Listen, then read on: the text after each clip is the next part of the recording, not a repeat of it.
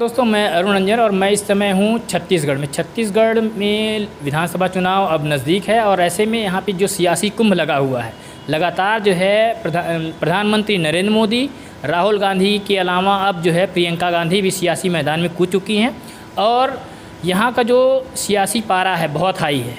मेरे साथ इस समय मौजूद हैं वरिष्ठ पत्रकार निर्मल माणिक जी और यहाँ का जो चुनावी माहौल है एक एक सीट को लेकर के उसके बारे में इनसे हम जानते हैं। छत्तीसगढ़ में सर जो है विधानसभा चुनाव शुरू होने वाले हैं, उसको लेकर के अभी तक की क्या स्थिति लग रही है? जो जिस तरह से अभी तक घमासान लग रहा है कि बीजेपी और कांग्रेस के बीच में जो है काफ़ी जो है इस बार लग रहा है कि घमासान हो सकता है, लेकिन आप क्या कह रहे हैं? चुनाव तो घमासान होता ही है, चाहे वो लोकसभा का हो या विधानसभा का हो।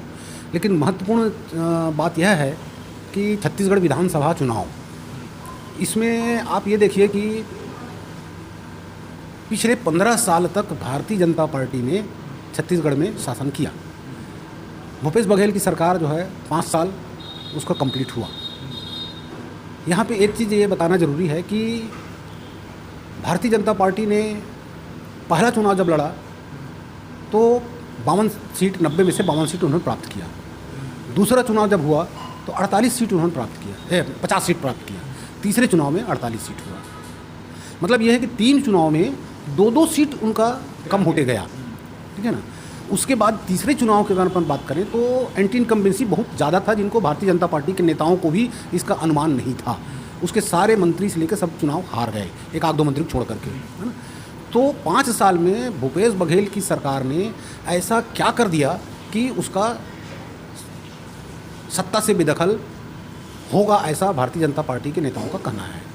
5 साल कम से कम अगर हुआ है तो 71 सीट वाली कांग्रेस की सरकार 15 से 20 सीट में कैसे आ सकती है, ये थोड़ा सा असंभव जान पड़ता है। लेकिन मेरा ऐसा मानना है कि चूँकि 5 साल का है, ज़रूर सब लोग खुश हों ऐसा नहीं है, इसलिए सीटें तो ज़रूर कम होगी। लेकिन अभी की जो स्थिति जो दिख रही है और मुख्यमंत्री अभी की क्या स्थिति, जैसे कि यदि छोटी पार्टियां जो उनकी कितनी बड़ी भूमिका रहेगी यहाँ पे जो है चुनाव में, कितना प्रभाव डालेंगे? देखिए 2003 के चुनाव से अपन शुरुआत करें इसकी, है ना। विद्याचरण शुक्ल जी कांग्रेस के बड़े नेता रहे हैं छत्तीसगढ़ से, है ना। उन्होंने कांग्रेस से इस्तीफा देके शरद पवार की पार्टी राकापा से जुड़ते हुए उन्होंने छत्तीसगढ़ में राकापा को आगे ले जाने का जिम्मेदारी ली। 2003 के चुनाव में चूँकि विद्याचरण शुक्ल थे इसलिए उसके साथ में बहुत सारे लोग जुड़े। वोट आप परसेंट की दृष्टि से देखें तो राकापा जो है छत्तीसगढ़ में 7% वोट तो पा गई, लेकिन उसकी पार्टी से केवल सिर्फ 1 वोट नोबेल वर्मा चंद्रपुर विधानसभा से जीते, लेकिन सरकार बदलने में उनका योगदान रहा। 2003 में भारतीय जनता पार्टी की सरकार जो है वो यहाँ काबिज हो गई, ठीक है। अब बात यहाँ करें राकापा का, अब लगता है कोई अस्तित्व नहीं दिख रहा है, क्योंकि उनके कोई पार्टी के प्रत्याशी भी अभी तक घोषित नहीं हुए हैं। अब बात हम यहाँ करें एक और है छत्तीसगढ़ जनता कांग्रेस। इस पार्टी का गठन पूर्व मुख्यमंत्री, छत्तीसगढ़ के प्रथम मुख्यमंत्री अजीत जोगी ने कांग्रेस से अलग होकर गठन किया। चूँकि पिछला चुनाव अजीत जोगी ने अपनी पार्टी के साथ बहुजन समाज पार्टी का गठबंधन किया और इस गठबंधन के चलते स्वयं अजीत जोगी चुनाव जीते मरवाही सीट से। उनकी धर्मपत्नी रेणु जोगी कोटा सीट से चुनाव जीती। धर्मजीत सिंह लोरमी विधानसभा से चुनाव जीते। प्रमोद शर्मा बलौदाबाजार विधानसभा से चुनाव जीते और एक देवव्रत सिंह जो है वो डोंगरगढ़ से चुनाव जीते, खैरागढ़ से चुनाव जीते। अब चूँकि अजीत जोगी स्वर्गीय हो चुके हैं, उनके सुपुत्र अमित जोगी ने उनकी पार्टी की जिम्मेदारी ले रखी है। अब यहाँ पे ये है कि छत्तीसगढ़ की जनता अजीत जोगी से ज़्यादा प्रभावित थी, अब उनके सुपुत्र अमित जोगी से छत्तीसगढ़ की जनता उतनी ही प्रभावित हो, ऐसा कहना जो है उचित नहीं होगा। और बीएसपी और आप की वजह से कुछ समीकरण वगैरह कुछ बहुजन समाज पार्टी भी जो है वो गोंडवाना गणतंत्र पार्टी से समझौता की है, चुनावी समझौता। लेकिन बहुजन समाज पार्टी का छत्तीसगढ़ में 2 सीट उनको मिलते आ रही है अपने बिलासपुर संभाग में ही, तो संभव है। कौन सीट? एक पामगढ़ है और एक पिछला मालखरौदा विधानसभा सीट। तो इस बार जो है उनके जो प्रदेश अध्यक्ष रहे हैं दाऊराम रत्नाकर, जो पामगढ़ के कभी विधायक हुआ करते थे अविभाजित मध्य प्रदेश में, वो जो है मस्तूरी विधानसभा क्षेत्र से चुनाव लड़ रहे हैं और मस्तूरी विधानसभा क्षेत्र में अनुसूचित जाति बाहुल्य मतदाताओं की संख्या सर्वाधिक है। निश्चित तौर पर दाऊराम रत्नाकर वहाँ के चुनाव को प्रभावित करेंगे। चुनाव में यहाँ पे जाति समीकरण की क्या भूमिका रहेगी? जाति समीकरण का देखिए, छत्तीसगढ़ जो है अनुसूचित जाति जनजाति बाहुल्य प्रदेश है, लेकिन कुछ इलाके विधानसभा ऐसे हैं जिनमें ओबीसी वोट निर्णायक होते हैं और ज़्यादातर ओबीसी वोट जो सामान्य विधानसभा क्षेत्र में पाए जाते हैं। जैसे आप देखिए बिलासपुर हो गया, बिलासपुर संभाग में कई सीटें हैं, बेलतरा हो गया, तखतपुर हो गया, है ना, ऐसे सीटें हैं, बिल्हा हो गया। रायपुर संभाग में भी बहुत सारे सीटें हैं जो ओबीसी के से वोटर से प्रभावित होते हैं। तो निश्चित तौर पे ओबीसी, बहुत से ओबीसी लोगों को भी टिकट दिया गया है, तो निश्चित तौर पे ओबीसी के लोग जीतेंगे। कांग्रेस और भारतीय जनता पार्टी दोनों ने ओबीसी को साधा है, मतदाताओं को, और प्रत्याशी बनाया है। बीजेपी और कांग्रेस की जो रणनीति है, इनके बीच में क्या लग रहा है, किसका प्रभाव ज़्यादा रहेगा? तो कांग्रेस है कि उसका अहम मुद्दा क्या है जिसकी वजह से? देखिए, अभी तक की जो स्थिति है, कांग्रेस और भारतीय जनता पार्टी दोनों का घोषणा पत्र अभी सामने नहीं आया है। घोषणा पत्र आने के बाद कुछ इस पे कहा जा सकता है, लेकिन एक चीज़ ज़रूर है। भूपेश बघेल ने अभी जो है किसानों के लिए जो है ऋण माफी की जो घोषणा कर दी, उसका प्रभाव कितना रहेगा? देखिए, पिछले चुनाव में भूपेश बघेल ने ऋण माफ़ी और धान का समर्थन मूल्य बढ़ाने का ऐलान किया था, और इसी के चलते राज्य में सत्ता परिवर्तन हुआ, भारतीय जनता पार्टी की सरकार गई। किसानों ने टोटल रिजल्ट आने के बाद हम धान समर्थन मूल्य पर बेचेंगे करके रोक के रखे थे। इस बार जो है भूपेश बघेल ने, मुख्यमंत्री भूपेश बघेल ने एक ब्रह्मास्त्र के रूप में विधानसभा अध्यक्ष डॉक्टर चरणदास महंत के निर्वाचन क्षेत्र शक्ति में नामांकन फार्म भरने के दौरान सार्वजनिक तौर पे घोषणा की कि हम किसानों की कर्ज माफ़ी करेंगे। तो ये जो है भारतीय जनता पार्टी के लिए इसका अभी तक की स्थिति में कोई काट नहीं है, और भारतीय जनता पार्टी के लोग परेशान हैं कि आखिर भूपेश बघेल की इन घोषणाओं का जवाब किस तरह से दिया जाए। अच्छा, ये चीज़ कहा जाता है कि जो नक्सलाइड एरिया है, नक्सलाइड एरिया में जो वोटिंग परसेंटेज है, वहाँ की अपेक्षा बिलासपुर संभाग की वोटिंग प्रतिशत बहुत ज़्यादा डाउन है। उसका क्या? देखिए कि इसको ये कहें कि आम मतदाताओं में अवेयरनेस जो है वो कम है, और सबसे बड़ी चीज़ यह है, देखिए कि निचले स्तर के और मध्यम वर्ग के जो वोटर्स हैं, परिवार हैं, वो जो है मतदान करते हैं। संपन्न और बड़े लोग जो है लाइन में खड़ा होना पसंद नहीं करते, है ना, इसलिए जो है वोट ऑफ परसेंट शहरी क्षेत्रों में कम होता है। लेकिन ग्रामीण क्षेत्रों में, चाहे वो नक्सलाइट एरिया हो, चाहे सरगुजा संभाग हो, ग्रामीण क्षेत्रों के मतदाता जो है वो मतदान के प्रति जो है बहुत ही ज़्यादा गंभीर रहते हैं, इसलिए उधर प्रतिशत ज़्यादा होता है। शराबबंदी छत्तीसगढ़ में, तो शराब बहुत ज़्यादा, ठीक, उसको लेकर के क्या रहेगा, क्या उनका रहेगा चुनाव के? देखिए, भारतीय जनता पार्टी के सरकार जो 15 साल रही, उन्होंने शराबबंदी करने के बजाय शराब का सरकारीकरण किया, तमाम ठेके उन्होंने बंद कर दिए। कांग्रेस की गवर्नमेंट आई तो उन्होंने, ऐसा बताया जाता है, किसी ने देखा नहीं है, कि कांग्रेस के नेताओं ने गंगा जल लेकर शराबबंदी की कसम खाई थी, वादा किया था। अब यहाँ पे प्रश्न ये उठता है कि आबकारी और शराब से सरकार को सर्वाधिक आय होती है, इस आय को कोई भी सरकार हाथ से जाने नहीं देना चाहती, इसलिए शराबबंदी की बात जो है सीधे तौर पे कोई नहीं करता। यहाँ तक कि बीजेपी सरकार में जो पूर्व मंत्री रहे हैं, उनका एक सार्वजनिक बयान भी अखबारों में छपा था तत्कालीन समय में कि कोई भी शराब दुकानें छत्तीसगढ़ की बंद नहीं होगी। तो कोई भी सरकार इतनी आसानी से शराबबंदी नहीं करने वाली है, घोषणाएँ तो बहुत होंगी। देखिए, महिलाओं के लिए जो है भारतीय जनता पार्टी जो है केंद्र की योजनाओं को जो है वो प्रचारित कर रही है कि केंद्र सरकार द्वारा महिलाओं के लिए बहुत कुछ किया गया है। भूपेश बघेल सरकार भी जो है महिलाओं को आत्मनिर्भर बनाने के लिए जो स्वरोजगार के माध्यम से जितना उन्होंने काम किया उसको लेके आगे आ रहे हैं। तो इस लिहाज से जो है कांग्रेस और भारतीय जनता पार्टी जो है अपना चुनावी फोकस जो है महिलाओं के प्रति भी जो है उन्होंने किया है।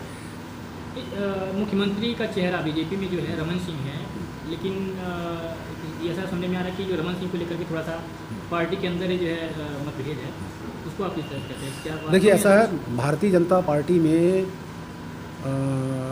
मुख्यमंत्री 15 साल तक डॉक्टर रमन सिंह ही रहे, और पार्टी द्वारा नए लोगों को, युवाओं को सामने लाने की बात तो ज़रूर की जाती है, टिकट भी कुछ नए लोगों को दिए हैं, लेकिन इस चुनाव में भारतीय जनता पार्टी पर डॉक्टर रमन सिंह पूरी तरह हावी हैं।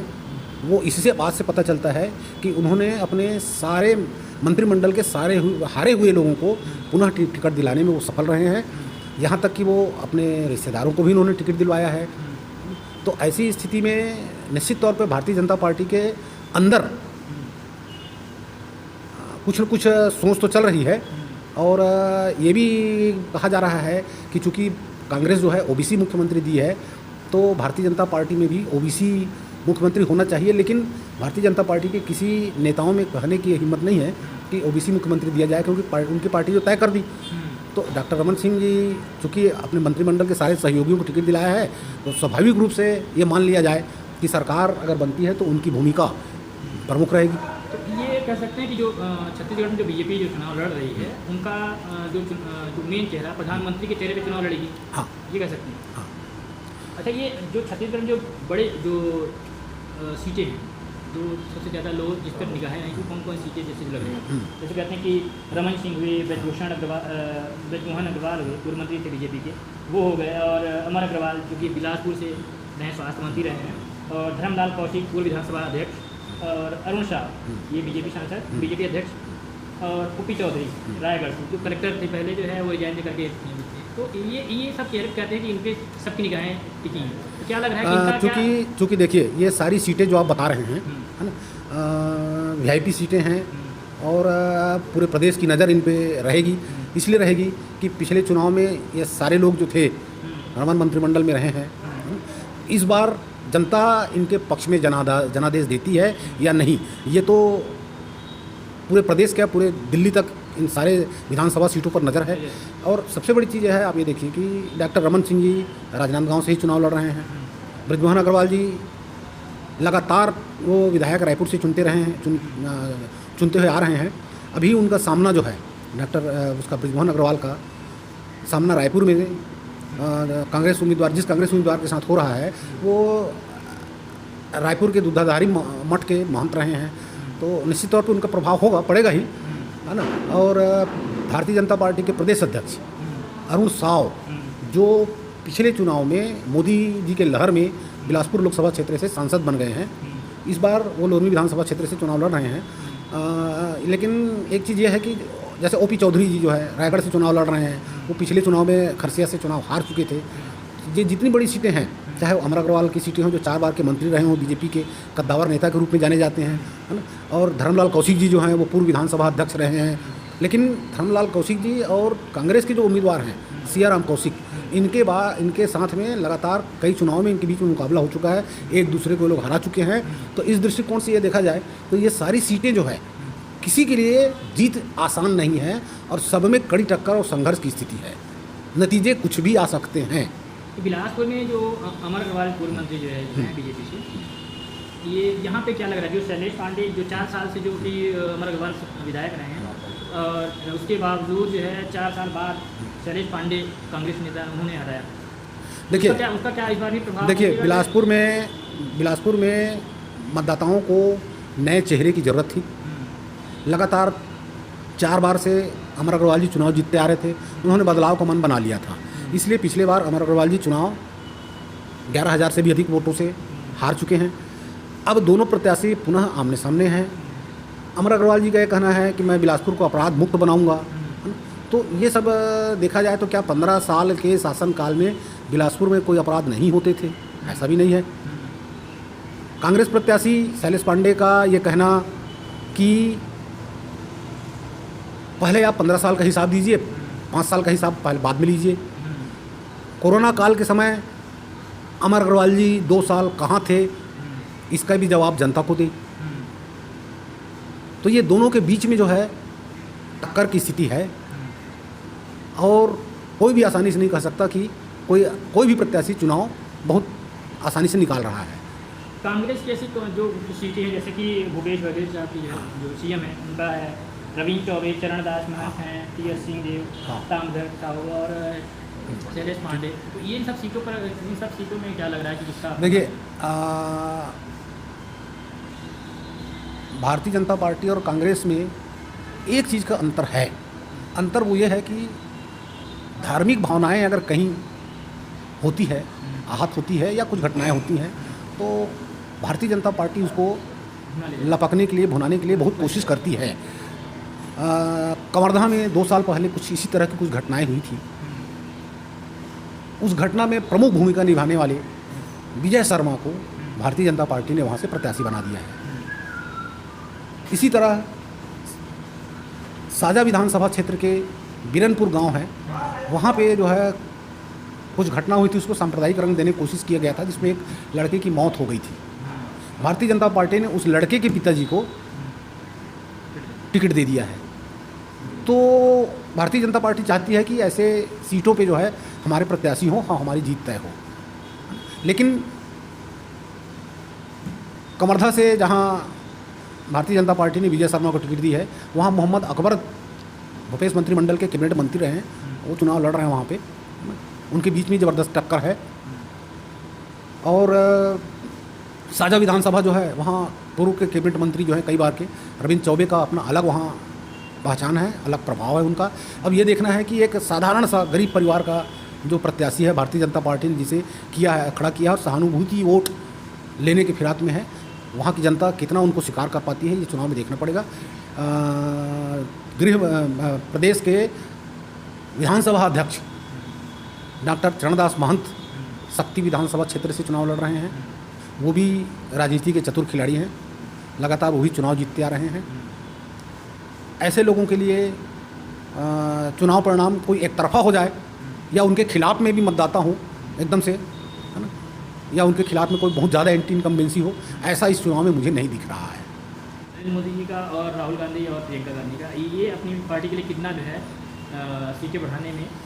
देखिए, ऐसा है, भारतीय जनता पार्टी जो है पिछले 2 महीने से चुनाव प्रचार में लगी है और छत्तीसगढ़ का विधानसभा चुनाव भारतीय जनता पार्टी के लिए बहुत ज़्यादा प्रतीक्षा का प्रश्न बन गया है। इसलिए प्रधानमंत्री नरेंद्र मोदी और गृह मंत्री अमित शाह के अलावा कई केंद्रीय मंत्री मीनाक्षी लेखी से लेकर पूरे 90 विधानसभा क्षेत्र में दूसरे प्रदेशों के विधायक भी पूरे 90 विधानसभा क्षेत्र में फैले हुए हैं यहाँ आकर के। असम के मुख्यमंत्री हेमंत बिस्व शर्मा भी यहाँ लगातार आ रहे हैं असम को छोड़ करके। तो निश्चित तौर पर वो चाह रहे हैं कि किसी न किसी तरीके से वो मतदाताओं को प्रभावित करें, लेकिन उनके कुछ बयान छत्तीसगढ़ की जनता के गले नहीं उतर रही है। अभी हाल ही में जैसे 3 दिन पहले असम के मुख्यमंत्री ने ये कहा कि भारतीय जनता पार्टी के सारे नेता गरीब हैं, अमीर तो कांग्रेसी हैं जिनके यहाँ ईडी का छापा पड़ता है ना। तो इस बात को भला कोई कैसे करेगा कि आज ये देखिए कि राष्ट्रीय स्तर पर सबसे ज़्यादा चंदा किस पार्टी को मिलता है, इसी से अंदाज़ा लगाया जा सकता है। निश्चित तौर पे प्रधानमंत्री 2 बार 3 बार आ चुके हैं, अभी और आएंगे, गृह मंत्री भी आएंगे, और राहुल गांधी 2 बार आ चुके हैं, तीसरी बार आ रहे हैं। हाँ, प्रियंका गांधी जो है वो गांधी परिवार से पहली बार बिलासपुर आ रही हैं। और चूँकि प्रियंका गांधी और राहुल गांधी का यहाँ अगर चल रहा है तो युवाओं पे कुछ न कुछ तो असर पड़ेगा ही, जैसे भारतीय जनता पार्टी के नेताओं का असर पड़ता है। लेकिन एक बात मैं ज़रूर कहूँगा, चाहे वो कांग्रेस का हो या बीजेपी की बात हो, नरेंद्र मोदी की बात हो या राहुल गांधी या प्रियंका गांधी की बात हो, भीड़ में उनकी सभा में भीड़ ले जाना आसान है, चाहे जिस तरीके से ले। लेकिन ये कहा जाता है कि भीड़ किसी राजनीतिक दल के प्रसिद्धि का पैमाना नहीं होता। भीड़ में भारतीय जनता पार्टी के भी कार्यकर्ता होते हैं, मतदाता होते हैं, दूसरे भी अन्य दलों के लोग सुनने जाते हैं कि भाई ये नेता क्या कह रहा है। मतलब वोट में कन्वर्ट करना, वोट में उसको बदलना बहुत ही चुनौतीपूर्ण कार्य है। और जो उस वोट को बदल दिया अगर अपनी पार्टी के लिए, तो उसकी जीत है, उसकी सरकार बनेगी।